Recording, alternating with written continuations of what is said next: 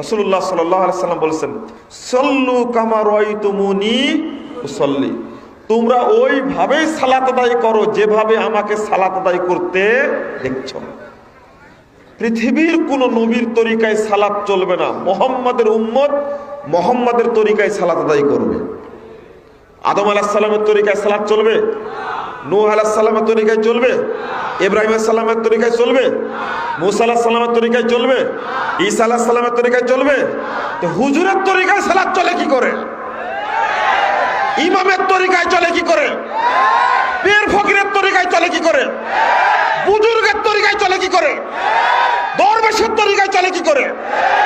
বাংলাদেশের যা দরবেশরা এই বুজুর্গের নামে, পীর ফকিরের নামে, আলেম নামে, খতিব নামে, বক্তার নামে যে বদমাশি করছে সালাতের নামে, কাল কিয়ামতের মাঠে প্রত্যেককে পেট মুড়িয়ে বেঁধে জাহান্নামে নিক্ষেপ করা হবে।